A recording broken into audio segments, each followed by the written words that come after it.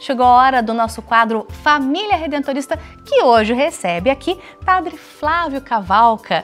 Padre, muito obrigada pela presença aqui conosco. E nós vamos hoje falar sobre um santo, São Clemente Maria Hoffenbauer. Pois não, um grande santo. Primeira observação que eu faria, Clemente Hoffenbauer viveu num tempo cheio de grandes figuras. Kant, Goethe, muita gente, um século de grande desafio. Muitas mudanças acontecendo, né? Ele nasceu numa pequena aldeia. O pai era açougueiro. A família originariamente se chamava de Dvořák, mas como estavam no norte da Áustria, onde se falava alemão, transformaram o Dvořák na tradução para o alemão, o Hofbauer, que é a mesma coisa, o trabalhador na fazenda, o fazendeiro ou o empregado da fazenda. Ele nasceu em 1751, viveu até 1820. Pobreza, dificuldade, aprendiz de padeiro, não quis ser açougueiro como o pai, preferiu ser padeiro. Estudava muito, com muita dificuldade. Chegou a fazer estudo na universidade apenas porque encontrou uma boa senhora que o financiou. Queria, há muito tempo, quase desde a infância, ser padre e não havia possibilidade. Pela situação da Áustria naquele tempo, tanto do Estado como da Igreja, ele começou a vida religiosa como ermitão ou eremita. Aliás, essa foi uma marca na vida de Clemente. Alguns dizem que ele chegou a tentar 13 vezes ser... 13 vezes? Exato. Olha. 13 vezes viajou de lá para cá, chegando até Roma, sempre a pé. Como eremita, tentou encontrar o seu jeito de viver, mas eu pessoalmente acho que ele, apesar de amante da solidão, não era para ficar muito tempo em solidão. Lá pelas tantas, ele vai para Roma com um companheiro, o Ribel. Era já a terceira viagem dele para Roma. Combinaram à noite que na manhã seguinte iriam assistir na missa na primeira igreja cujos sinos eles ouvissem. Ouviram o sino, levantaram-se e foram à igreja, uma igreja pequena, assistiram à missa e ali ficaram sabendo que era uma igreja dos redentoristas. Acabaram, então, ficando em Roma, uma informação rápida sobre a proposta redentorista. Um ano depois, os dois foram ordenados padres. Olha só. nenhum deles conheceu Santo Afonso. E eu acho que Santo Afonso teria gostado de conhecer o Clemente, que quando foi batizado se chamava João, né? João que virou Clemente. Agora, padre, é interessante a gente falar também para quem está em casa o que levou São Clemente a ser reconhecido como santo.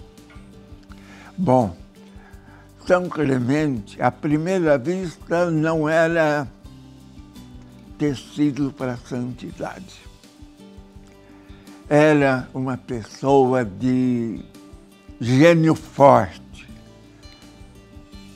resistente, teimoso mesmo.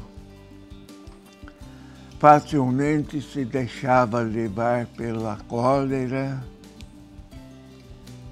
mas dominava-se e apresentava outras características muito valiosas.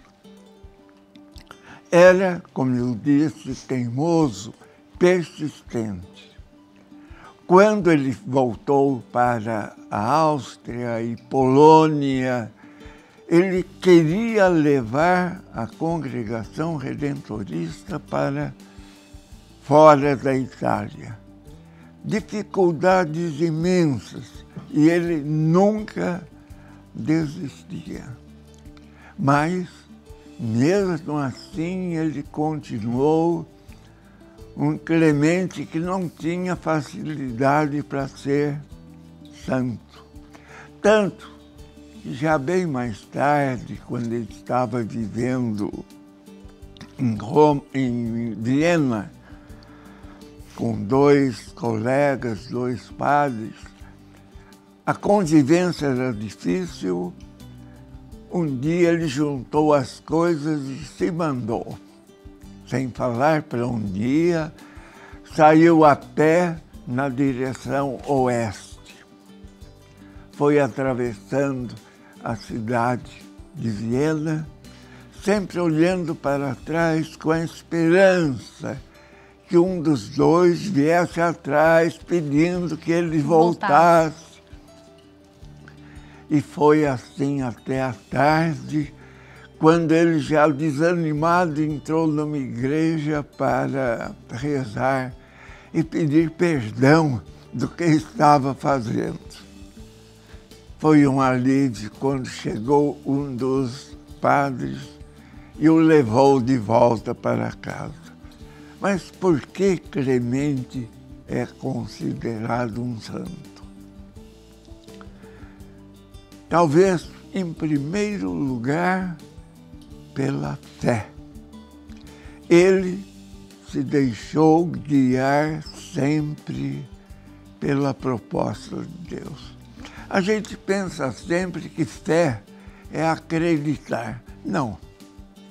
Fé é entregar-se na mão de Deus e viver conforme a proposta que Ele nos faz. E Clemente fez isso a todo custo. Que bonito isso. Clemente tornou-se santo não só porque rezava e procurava crescer espiritualmente. Afonso, a Clemente foi considerado santo também porque foi um homem do seu tempo, ligado à cultura, ligado à literatura, à música, ao movimento histórico.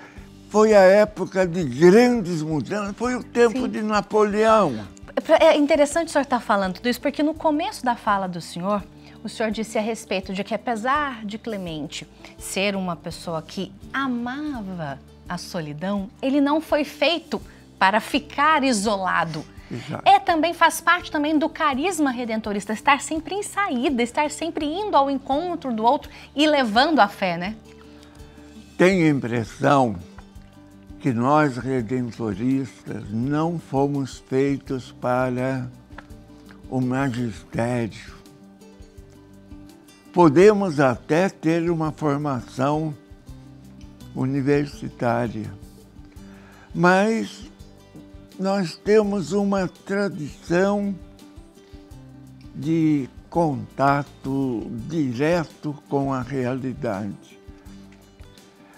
E mesmo aqueles primeiros que vieram para cá, deram muita atenção no que eu acabei de dizer de Clemente. Chegando a Aparecida, interessaram-se logo pela imprensa. Pela cultura local, né? A cultura.